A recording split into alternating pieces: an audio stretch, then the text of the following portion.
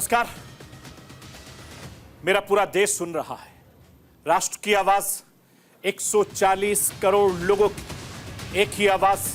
आपके साथ मैं हूं सरफराज।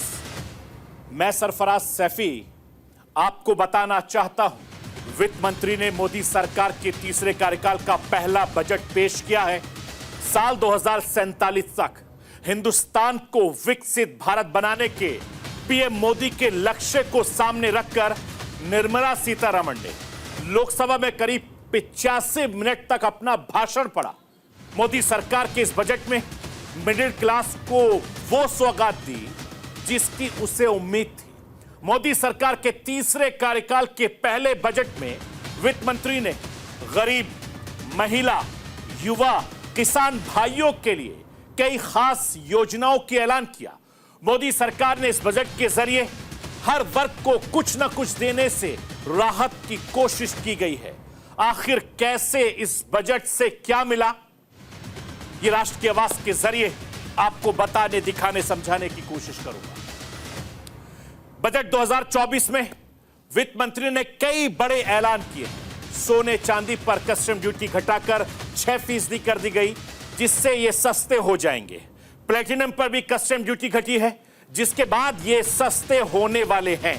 और वित्त मंत्री निर्मला सीतारमण ने ऐलान किया है कि मोबाइल फोन और चार्जर पर भी बेसिक कस्टम ड्यूटी को 15% घटाया गया है। इसके चलते अब मोबाइल फोन की कीमत में कटौती देखने को मिलेगी। इस बजट में हर मंत्रालय के लिए अलग अलग फंड की व्यवस्था की गई है। इसमें सबसे ज्यादा ऐलान सड़क परिवहन और राजमार्ग मंत्रालय के लिए किया गया है। आखिर किस मंत्रालय को कितना बजट दिया है, यह आज आपको राष्ट्र की आवाज के जरिए बताने, दिखाने, समझाने की कोशिश करूंगा। लोकसभा चुनाव के बाद से ही बिहार और आंध्र प्रदेश को विशेष राज्य का दर्जा देने की मांग उठने लगी थी। मोदी सरकार ने भले ही विशेष राज्य की मांग से इनकार कर दिया हो, लेकिन बिहार और आंध्र प्रदेश के लिए खजाना खोल कर रख दिया। केंद्रीय वित्त मंत्री निर्मला सीतारमण ने बजट पेश करते हुए बिहार, आंध्र प्रदेश के लिए स्पेशल पैकेज का ऐलान किया है। बिहार के लिए कई अलग अलग घोषणाएं की हैं। आंध्र प्रदेश के लिए हजारों करोड़ रुपए का ऐलान किया है, जिसके बाद विपक्ष अब इस बजट को कुर्सी बचाने वाला बजट बता रहा है। और नेता विपक्ष राहुल गांधी से लेकर विपक्ष के तमाम बड़े नेता इस बजट पर सवाल उठा रहे हैं। आखिर इस बजट को लेकर किसने क्या कुछ कहा है, यह भी राष्ट्र की आवाज के जरिए आपको दिखाऊंगा। मैं अपने हिंदुस्तान के कोने कोने की आवाज को दिल्ली तक पहुंचाता हूं। दिल्ली की आवाज को देश दुनिया के कोने कोने तक पहुंचाता हूं। नेताओं की आवाज को मैं आम लोगों तक पहुंचाता हूं। आम लोगों की आवाज को मैं अपने देश के हुक्मरानों तक पहुंचाता हूं। आपकी आवाज से मिलती है मेरी आवाज और बन जाती है राष्ट्र की आवाज।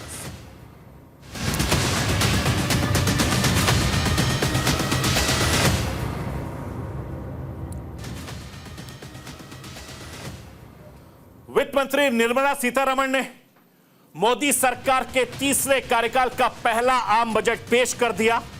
यह लगातार 7वीं बार है जब निर्मला सीतारमण ने बजट पेश किया हो। इसके साथ ही निर्मला सीतारमण ने एक रिकॉर्ड भी अपने नाम कर लिया है। निर्मला सीतारमण ने पहली वित्त मंत्री बन गई जिन्होंने लगातार हिंदुस्तान में 7 बार अपना बजट पेश किया हो। इससे पहले किसी वित्त मंत्री ने 7 बार बजट पेश नहीं किया है। मैं आपको यह भी बताना चाहता हूं कि मोदी सरकार के तीसरे कार्यकाल का यह पहला बजट है और इस पर पूरे हिंदुस्तान की नजर थी। बजट में किसान भाइयों के लिए, हमारे हिंदुस्तान के युवाओं के लिए, महिलाओं के लिए, सोलर एनर्जी सर्विस सेक्टर के लिए, रोजगार सेक्टर के लिए, कौशल लोन और नौकरी पेशा से जुड़े तमाम लोग के लिए, आम हिंदुस्तानियों के लिए कई बड़े ऐलान किए हैं। वित्त मंत्री ने अपने 1 मिनट 25 मिनट के भाषण में सबसे ज्यादा टैक्स का जिक्र किया है। वित्त मंत्री ने अपने भाषण में 44 बार टैक्स शब्द का इस्तेमाल किया है। एमएसएमई का जिक्र बजट भाषण में 23 बार किया है। और इस बजट से सबसे ज्यादा उम्मीदें हमारे हिंदुस्तान के मिडिल क्लास को थी। मिडिल क्लास की उम्मीदें पूरी तरीके से तो पूरी नहीं हो सकी, लेकिन मोदी सरकार ने मिडिल क्लास को थोड़ी राहत जरूर दी है। न्यूज टैक्स स्लैब को आसान बनाने के लिए मोदी सरकार से टैक्स में कुछ छूट तो दी गई, लेकिन ओल्ड टैक्स रिजीम में कोई बदलाव नहीं किया गया। मोदी सरकार ने ओल्ड टैक्स रिजीम को बदलने से फिलहाल दूरी बना ली और इस बजट में सरकार हर वर्ग को थोड़ी बहुत राहत देने की कोशिश कर रहा है।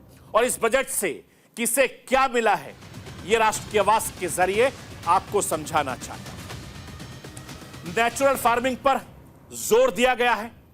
2 साल में 1 करोड़ किसान भाइयों की नेचुरल फार्मिंग में मदद की जाएगी। 32 फसलों की 102 नई किस्म लाई जाएंगी। फसलों का डिजिटल सर्वे होगा। 6 करोड़ किसानों और उनकी जमीनों को रजिस्ट्री में दर्ज किया जाएगा। साल 2024-25 में कृषि और उससे जुड़े सेक्टर के लिए 1.52 लाख करोड़ रुपए के आवंटित किए जाएंगे और इस बजट में महिलाओं और लड़कियों को लाभ पहुंचाने के लिए 3 लाख करोड़ रुपए का प्रावधान किया जाएगा।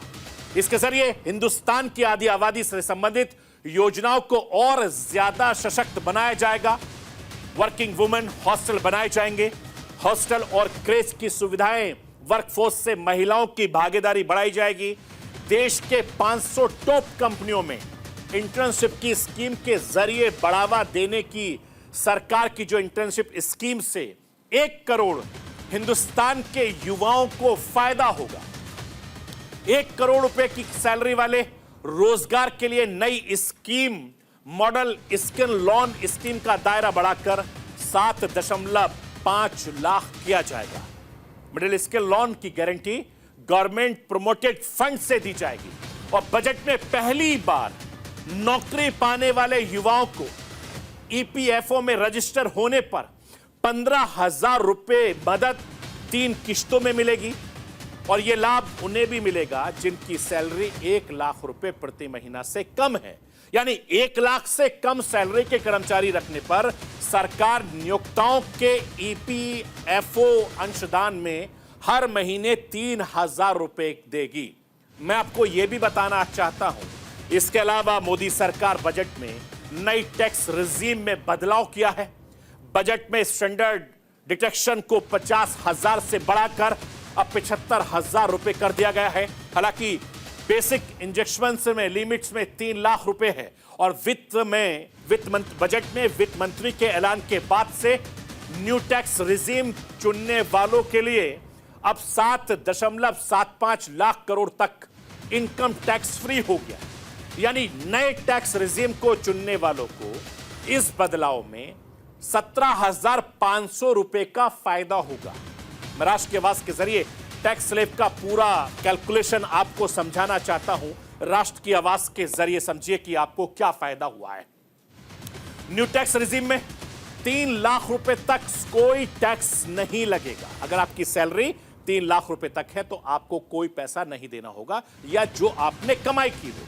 अगर 3 लाख से लेकर 7 लाख रुपए तक आपने कमाया हो नौकरी के जरिए, कारोबार के जरिए, तो आपको 5% टैक्स देना होगा।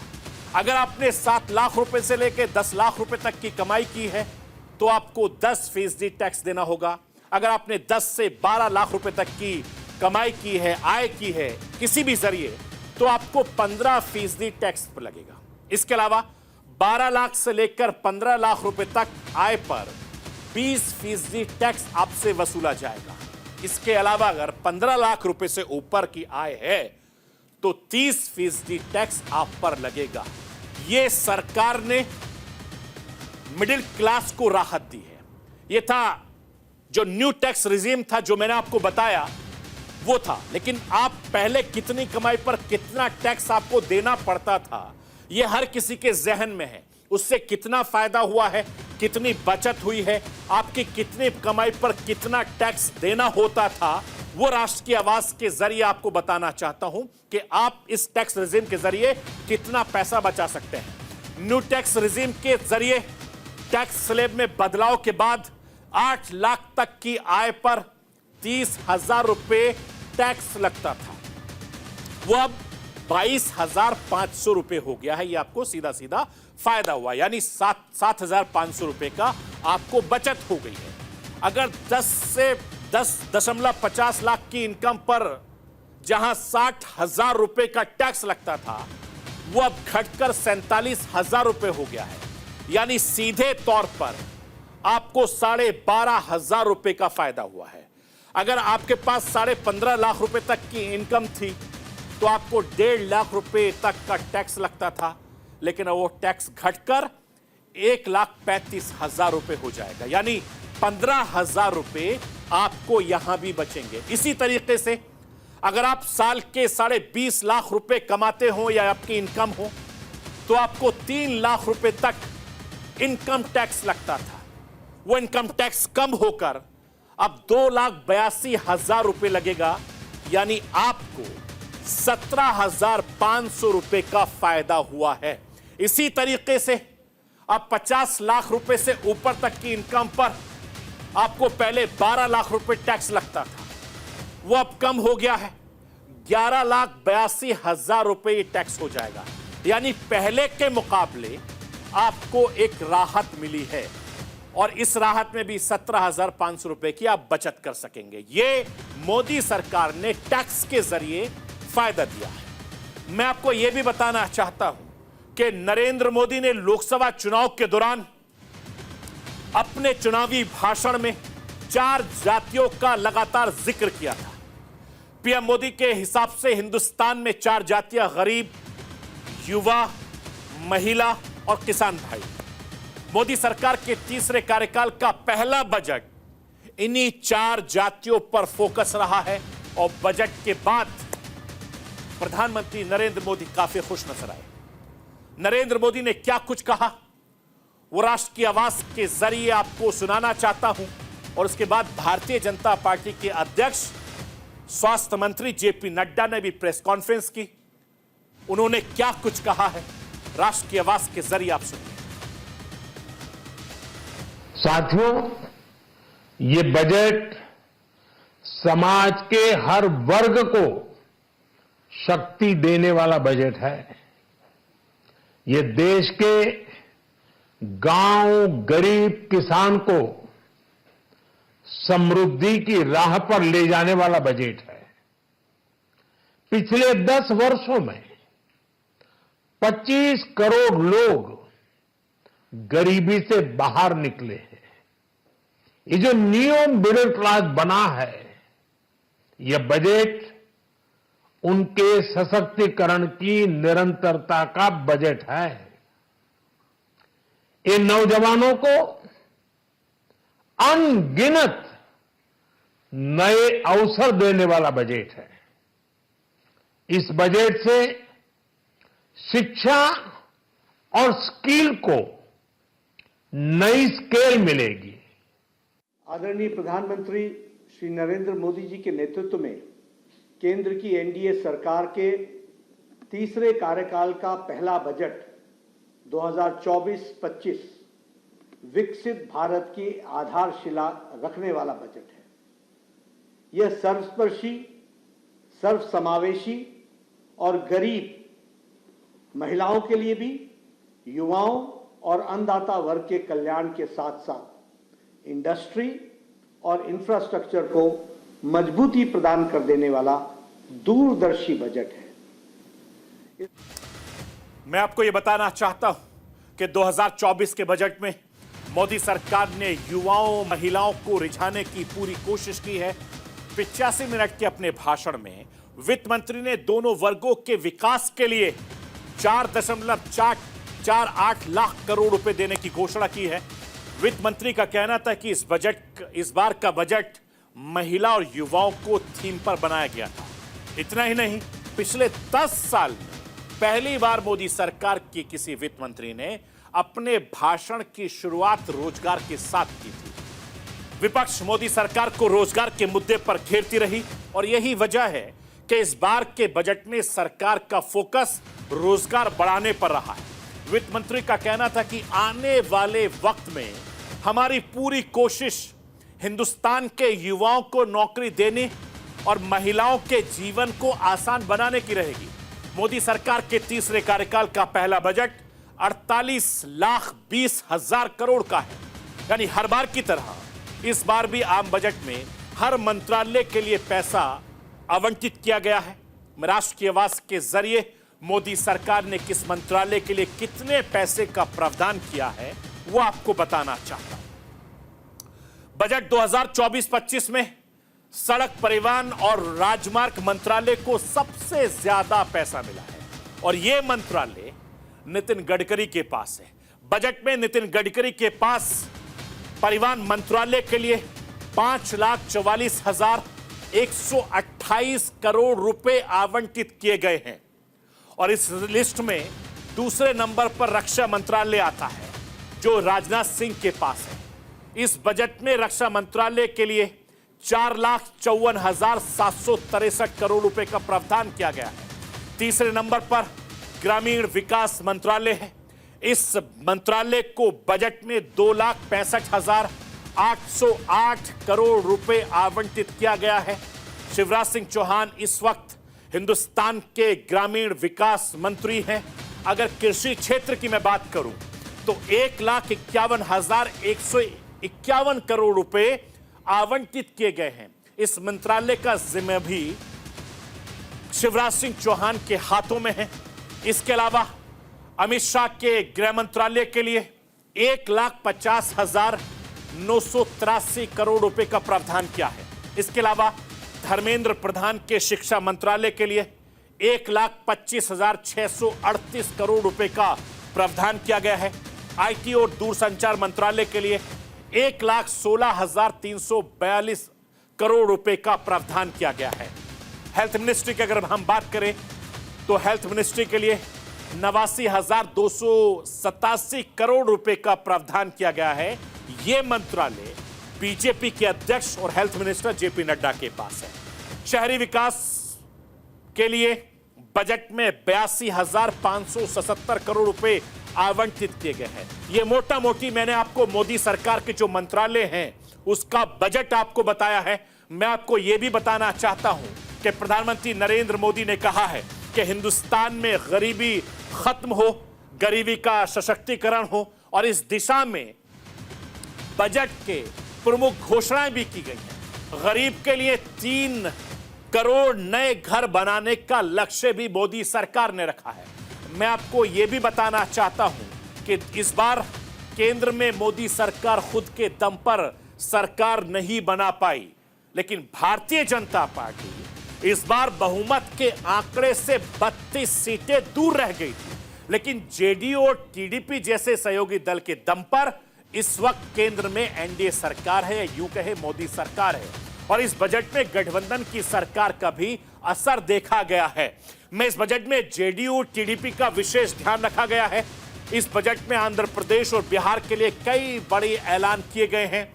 बिहार और आंध्र प्रदेश को मिले इस पैकेज पर जहां विपक्ष आरोप लगा रहा है, यह ऐलान मोदी सरकार को बचाने के लिए किया गया है, तो वहीं बिहार के मुख्यमंत्री नीतीश कुमार, टीडीपी के सांसद, केंद्रीय मंत्री ने इस बजट पर खुशी जाहिर करते हुए इसका वेलकम किया है, स्वागत किया है। आंध्र प्रदेश के मुख्यमंत्री चंद्रबाबू नायडू ने इस बजट पर प्रतिक्रिया देते हुए कहा कि वो राज्य वेंटिलेटर पर चला गया था, उसे इस बजट के ऑक्सीजन देने का काम किया है। मैं आपको यह भी बताना चाहता हूं, वित्त मंत्री निर्मला सीतारमण ने कहा कि आंध्र प्रदेश को अपनी राजधानी विकसित करने के लिए केंद्र सरकार की तरफ से 15,000 करोड़ का समर्थन मिलेगा। इसके अलावा वित्त मंत्री ने पोलावरम सिंचाई परियोजना को जल्द पूरा किए जाने की बात भी कही है। इस बजट में बिहार को क्या सौगात मिली है वो राष्ट्र की आवाज के जरिए भी आपको बताना चाहता हूं। बिहार को 26,000 करोड़ की लागत से सड़कें और पुल बनेंगे। 21,400 करोड़ की लागत से पावर प्रोजेक्ट लगाया जाएगा। बाढ़ से निपटने और राहत के लिए 11,500 करोड़ रुपए दिए जाएंगे। इसके अलावा airport, medical college, sports college जैसे विकास कार्य भी बिहार में किए जाएंगे। इन सब के बीच पर्यटन विकास के नाम पर बिहार में कई विकास योजनाएं धरातल पर उतरेंगी, जिसमें कहा गया है कि बोधगया से लेकर राजगीर नालंदा तक तमाम तोहफे मिले हैं और इसके बाद विशेष राज्य के दर्जे की मांग की गई है। जेडीयू इस वक्त गदागद है। मैं राष्ट्र के आवाज के जरिए बिहार के मुख्यमंत्री नीतीश कुमार को सुनवाना चाहता हूं। सुनिए मोदी सरकार के बजट पर वो क्या कुछ कह रहे हैं। हम इसके लिए लगातार बोलते रहे और इन लोगों को भी हमने कहा, तो अब एक बात हो रहा था विशेष राज्य का दर्जा पहले से खत्म हो गया है। हम लोगों ने ही कह दिया कि विशेष राज्य का दर्जा दीजिए या विशेष अधिकार के लिए बदल दीजिए। यहाँ के लिए जो जरूरत है बिहार के लिए, क्योंकि बिहार को भी आगे बढ़ना है। तो बहुत कुछ किया है, आप जानते हैं कैसे बुरा हाल था बजट का। जब हम लोग 5 से शुरू किए हैं, नवंबर 5 में, तो जो इतना काम। मैं आपको यह भी बताना चाहता हूं कि मोदी सरकार ने इस बजट के जरिए अपने 2 बड़े सहयोगियों को खुश करने की कोशिश की है, क्योंकि ये दोनों सहयोगी विशेष राज्य का दर्जा अपने अपने प्रदेशों में लाना चाहते थे, लेकिन विशेष राज्य का दर्जा न देकर मोदी सरकार ने विशेष पैकेज दे दिया है। और यही वजह है कि तमाम कांग्रेस से लेकर जो विपक्षी दल हैं इस बजट के सहयोगियों को खुश करने वाला बजट बता रहे हैं। लोकसभा में नेता प्रतिपक्ष कांग्रेस के नेता राहुल गांधी ने मोदी सरकार पर निशाना साधा है। राहुल गांधी ने इसे कुर्सी बजट बता दिया है। मैं आपको यह बताना चाहता हूं कि राहुल गांधी ने क्या कटाक्ष किया है। राहुल गांधी ने सोशल मीडिया पर लिखा है कि बजट में दूसरे राज्यों की कीमत पर सहयोगियों को खोखले वादे किए गए। राहुल गांधी ने यह भी कहा कि यह बजट अपने मित्रों को खुश करने के लिए लाया गया है। इसे एए यानी अडानी अंबानी को लाभ होगा और आम भारतीय को कोई राहत नहीं मिलेगी। इतना ही नहीं, राहुल गांधी ने इस बजट को कॉपी पेस्ट करार दिया है। राहुल गांधी ने दावा किया है कि बजट कांग्रेस के घोषणा पत्र और पिछले बजट से कॉपी किया गया है। मैं राष्ट्र की आवाज के जरिए आपको कांग्रेस के अध्यक्ष मल्लिकार्जुन खड़गे को सुनवाना चाहता हूं। सुनिए मल्लिकार्जुन खड़गे इस बजट को लेकर किस तरीके से मोदी सरकार पर निशाना साध रहे हैं। ये बजट पहला तो बहुत निराशजनक बजट है। दूसरा, ये अपना सिंहासन बचाने के लिए ये बजट किया गया है। तीसरा, जो किसानों के लिए हम अपेक्षा कर रहे थे एमएसपी गारंटी का, और कानूनन उसको कुछ एमएसपी को मजबूती मिलेगी और फर्टिलाइजर। मैं आपको यह भी बताना चाहता हूं, हर बार की तरह इस बार भी विपक्ष इस बजट को झुंझुना बता रहा है। सत्ता पक्ष के लिए बजट ऐतिहासिक है और हिंदुस्तान की तकदीर बदलने वाला बजट बता रहा है। और इस बजट का आम आदमी पर कितना असर पड़ेगा, हिंदुस्तान के विकास पर कितना असर पड़ेगा, यह आने वाला वक्त बताएगा। वैसे इस बजट को लेकर एक नजर में अगर देखें तो यह सदा हुआ बजट कह सकते हैं। मोदी सरकार ने थोड़ी बहुत राहत हर वर्ग को देने की कोशिश जरूर की है, लेकिन सभी वर्गों को इस राहत से कई गुना ज्यादा उम्मीद थी, जो फिलहाल मोदी सरकार उतनी उम्मीद पूरा नहीं कर पाई। ऐसा एक्सपर्ट कहते हैं, ऐसा राजनीति के जानकार कहते हैं। लोगों को बहुत ज्यादा उम्मीद थी, हर हिंदुस्तानी को बहुत ज्यादा उम्मीद थी। तो कह सकते हैं कि कहीं खुशी है, कहीं गम है, लेकिन विपक्ष लगातार निर्मला सीतारमण के बजट पर निशाना साध रहा है, सवाल साध रहा है। तो ये थी राष्ट्र की आवाज। बाकी खबरों के लिए आप बने रहिए न्यूज इंडिया के साथ। कल रात 9 बजे फिर होगी।